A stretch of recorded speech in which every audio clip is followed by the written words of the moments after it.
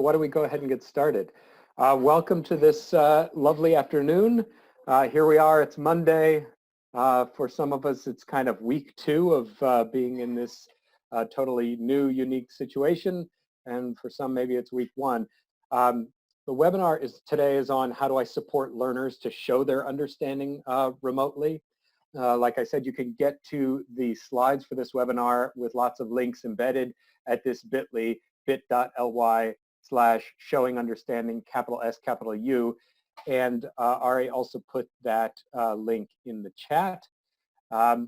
Just quick introductions. My name is Bill Wilmot. I'm an implementation specialist at CAST and have for the last couple of years have been working with teams of teachers in schools in New Hampshire as part of the New Hampshire UDL Innovation Network. We have about 70 schools and about 500 educators across those schools to implement universal design for learning. And Melissa, do you want to introduce yourself? Sure. Hello, everyone. My name is Melissa Sanjay, and I have too been working with Bill in New Hampshire with teams implementing UDL, and CAST works across the country, helping schools and teams and districts and states with the implementation of universal design for learning. And my name's Ari. I'll be here passing you notes, and I also put our emails in the speaker notes of the slides, so you can pass us notes after today. Excellent. So we've talked about the Zoom chat. It looks like people are already on it, but here's a screenshot of what Zoom looks like for me. You get a picture of my face on there too.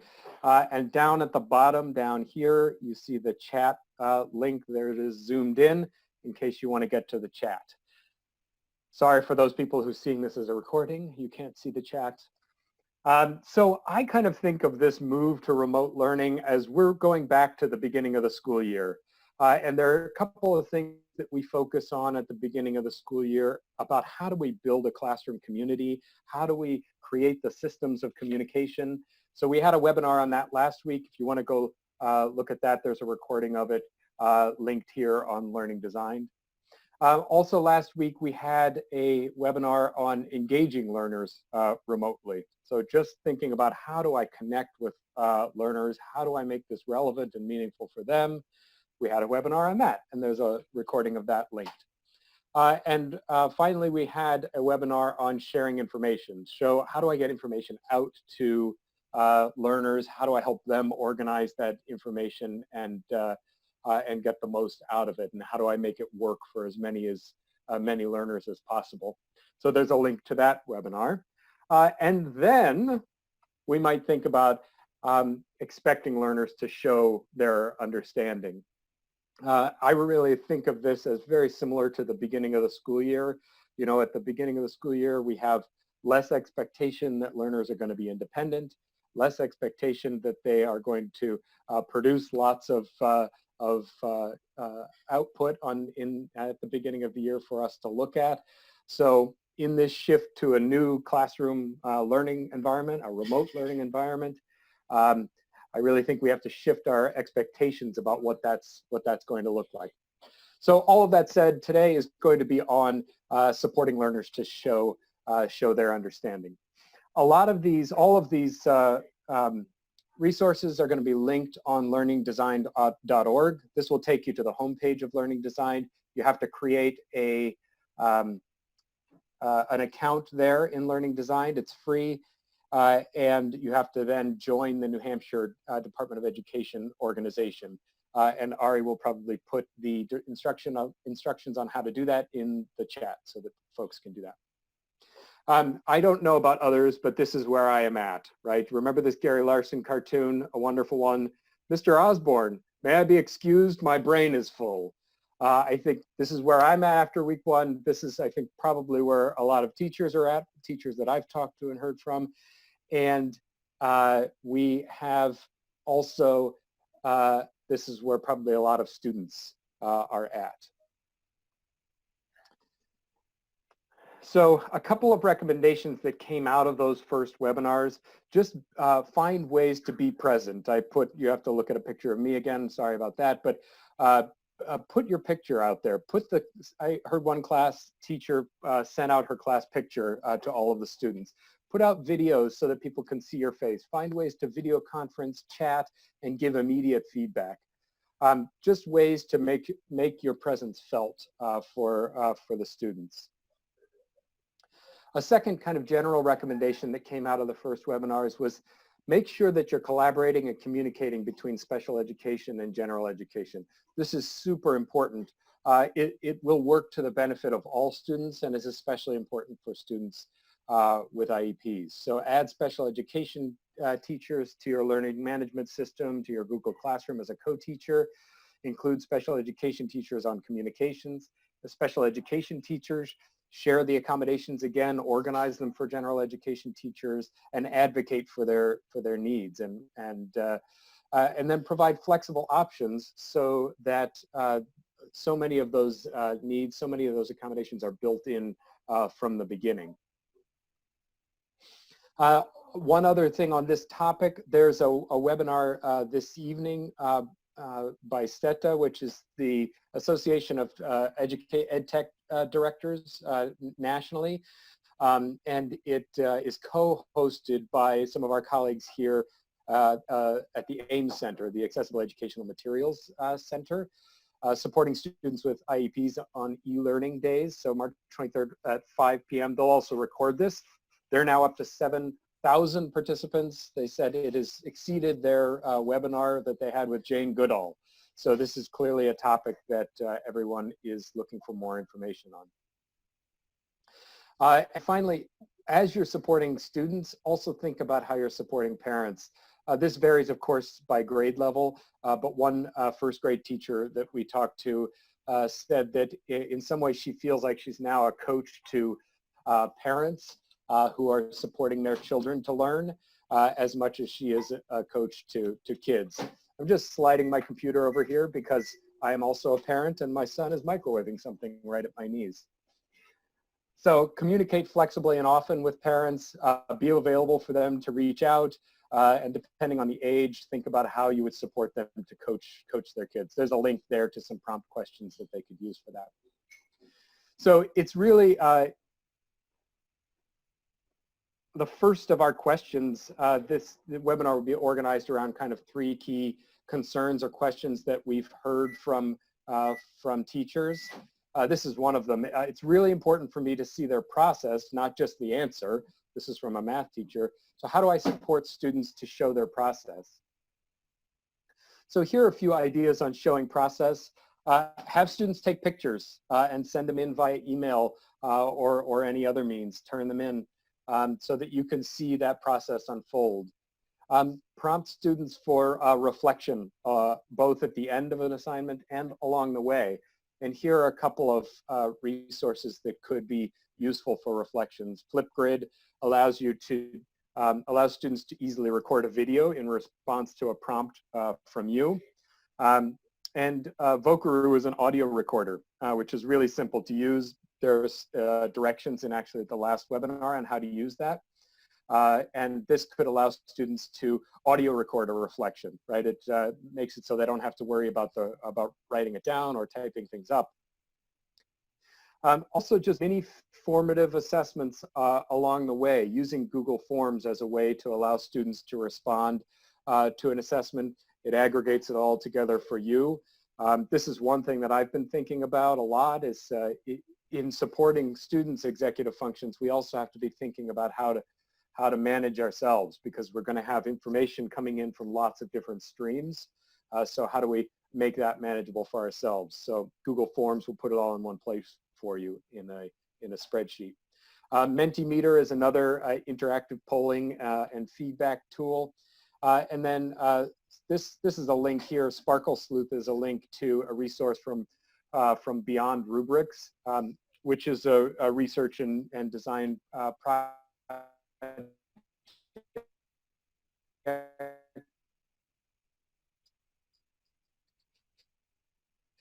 And Sparkle Sleuth is just to positive feedback, even on small things, to students along the way. I think it's going to be really important for teachers to hear from us often. Also, a link for more resources down there. Yeah, Melissa, please. Hi.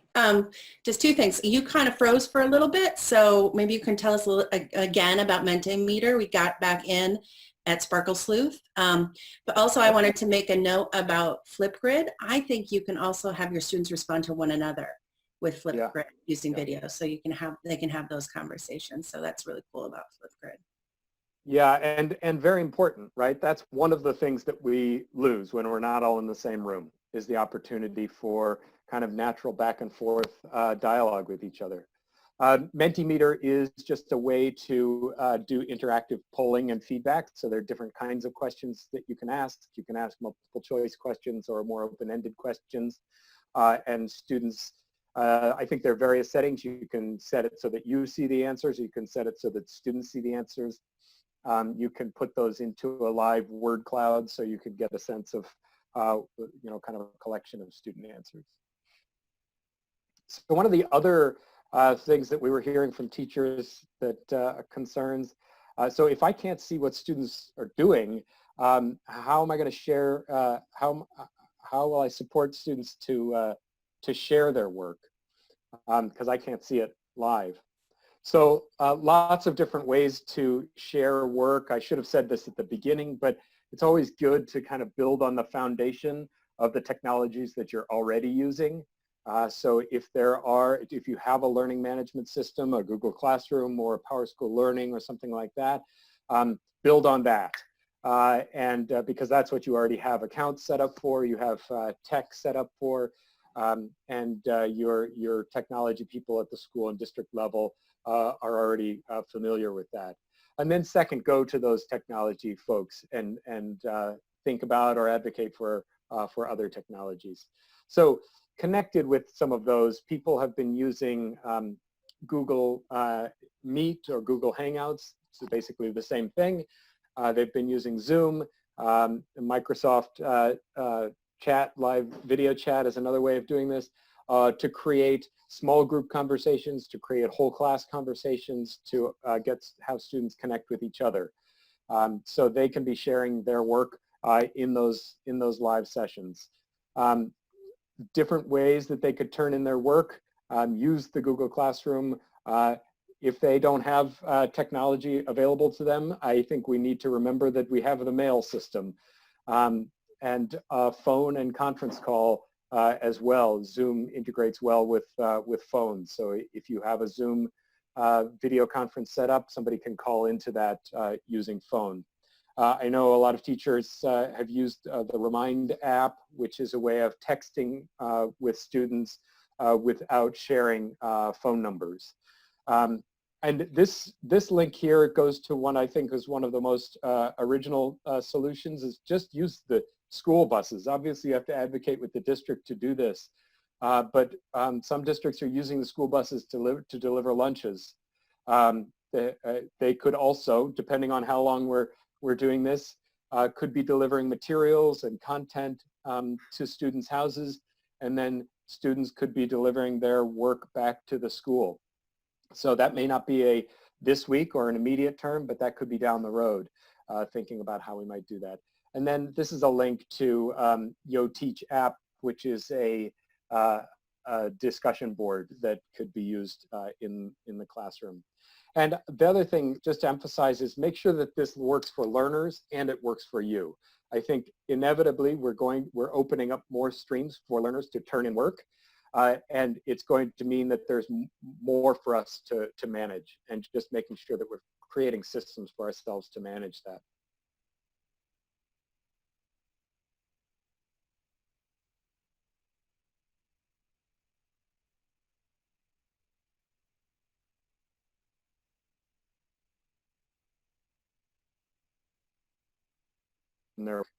Well, without the queue of that box and without the queue of all of those other kids turning in their work, that's going to be even more of an uphill battle for some kids. So just making sure that we're providing the reminders and the supports for kids to do that.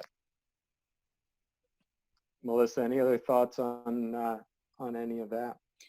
Yeah, so what I would say about the turning in work is we also know that variability is contextual. So students are going to be in a different context. So their ability to use those executive functioning skills is probably going to change as well. So I've heard of students turning in their work online, but they put the wrong assignment in the wrong folder. So there might be some of that at the beginning. So you just have to kind of remind and be patient. Someone made a recommendation to have students write their names next to their comments in a Google Doc, which will work if they remember to write their names. So you have to continue to remind them of those sorts of things, especially in this new context. Yeah, all good points. It might be an issue in the beginning, and it might be an issue for a long time. So I think we all need to be patient with each other on that. And this is, I love this inscription. It's inscribed into the New York City Post Office. It's about postal workers in that context, but could be about students delivering their work, or it could be about teachers delivering things to students. Neither snow nor rain nor heat nor gloom of night stay these couriers from the swift completion of their appointed rounds. And actually it goes all the way back. It's from Herodotus about in the Persian Wars about the Spartan mail couriers. So another concern, third concern, I'm concerned about creating lessons that students can manage at home. How do I support learners' executive functions remotely? So this is a big one that Melissa was just pointing to. So a few ideas kind of organized into three categories. How do we support them to organize time, organize resources, and organize their approach to learning? So in terms of organizing time, creating some suggested schedules for students and parents, but also giving flexibility in that and offer differentiated supports there. That this links to some ideas for ways to do that. Even just estimating this task will take about 30 minutes. It gives students a sense of, wow, I'm way past 30 minutes. Maybe I should be asking for help. Or, you know, it only took me 5 minutes. Maybe I need to do it a little bit more thoroughly. And my wife is a principal and a teacher and was asking some kids early on about how they were doing with this.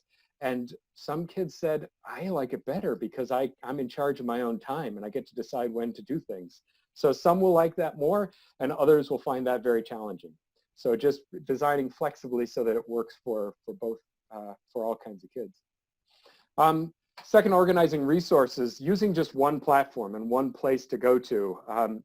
One of my colleagues said in an 8th grade across the whole middle school, they have one location to go to for all 8th graders so that they have one place to start from, and then information kind of grows out from there. And offering a place to go when students are stuck. This is also from Beyond Rubrics, a stuck station that has resources there, but then also has advice for what to do if those resources aren't enough. Reaching out to students, and then of course reaching out to the teacher. And then finally, organizing your learning approach. The first step of this is just having students restate the learning goal. I am telling people just make the first question of any assignment, restate the learning goal. And if they get that question wrong, then that's on us, right? Then we have to go back and think about how clearly did I communicate that learning goal. So that's super important and will help kind of guide them in the first steps of how I'm going to approach this new learning. This link is a link to a graphic that Sarah Ward and Kristen Jacobson use. They're executive function gurus and have done a lot of research. A lot of their research says that executive functioning challenges often arise from students not having a clear picture of what done looks like. So they kind of encourage people to paint a picture of done first and then work backwards from that. And then finally, offer lots of opportunities for live check-ins. Again, feeling that presence of the teacher always there. And then click below for more resources. So that's our very quick overview of kind of 3 challenges that we have heard from teachers around supporting students to show their understanding. But I'd love to open it up to Q&A. There's that link for prompts for coaching. And so that could be good for students to use for themselves. But then also it could become a support for helping parents become the teachers that we're almost expecting them to be right now. So let me open it up to Q&A. Any questions out there from the webinar audience? Feel free to put them in the chat or raise your hand.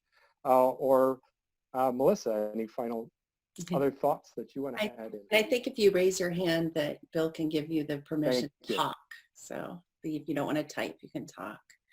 No, I was thinking about that, the executive functioning piece. And in some of our previous webinars, we've talked about self-regulation and how having kids have some ownership over their space and ownership over how they organize things as part of their self-regulation. And I kind of wonder if that could also be part of the executive functioning, maybe even sending out a checklist. Do you have a place where your resources are? How are you organizing your papers? Do you have a place to print things out? Where are you saving things on your computer? Just sort of those decisions, especially when we're talking about the older grades, those decisions that kids are going to have to make for themselves because they don't have the basket to turn in the paperwork. They don't have the fidgets in the middle of the table with the pens and the resources. Yeah, those prompts that I shared right at the end here, I'll just share my screen and show you what those look like, get at a lot of those things, Melissa. And so they could be helpful reminders for us as well about how do I make sure that students are asking themselves these questions or supporting them to ask these questions. And first, that might start with me asking them these questions. And then just kind of building a lot of these prompts in along the way. One that I really love and have been using personally is called an implementation intention, which is so kind of planning ahead for when I get stuck, this is what I'm going to do. So not in the moment that you're stuck, because then all of your executive function goes out of your capacity. So planning ahead and kind of documenting that for yourself. So we have a question, Bill, is the document Organizing Learning on My Own available to participants? Yes, it should be, and I'll put the link in the chat, and it's also linked in those slides. But yeah, I'll put it in the chat so you have immediate access to that. Any other questions or thoughts as we're wrapping up?